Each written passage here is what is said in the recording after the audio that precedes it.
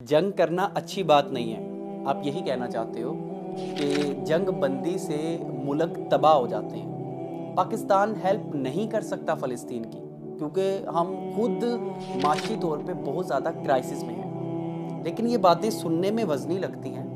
कुछ हक़ाइक़ हैं, उनको भी सुन लीजिएगा। अमेरिका पिछले कई सालों से हालत जंग में है, लेकिन उसने जंग बंद नहीं की।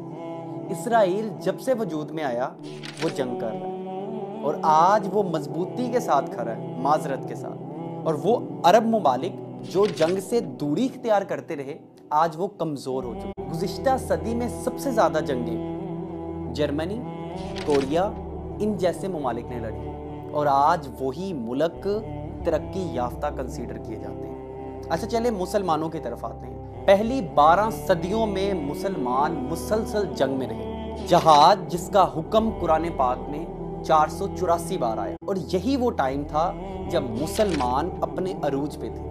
और इन सब के दौरान सिर्फ मुसलमान ऐसी कौम थी जो ताकतवर तस्वर किए जाती थी। अब गुज़श्ता 2 सदियों में क्या हुआ कि मुसलमानों को जंगों से डराना शुरू कर दिया, मुसलमानों को भूख से डराना शुरू कर दिया गया, मुसलमानों को मौत से डराना शुरू कर दिया। और आज अपनी हालत देख लें आप कि आपके पासपोर्ट पे किसी अच्छे मुल्क का वीज़ा नहीं लगता। आपसे डरना क्या किसी। आज फैसला मैं आप पे छोड़ता हूँ कि क्या हमें फ़लस्तीन के लिए जंग करनी चाहिए, क्या हमें गज़ा के लिए जंग करनी चाहिए, क्योंकि हमारा मुल्क तो खुद माशी क्राइसिस से गुजर रहा है।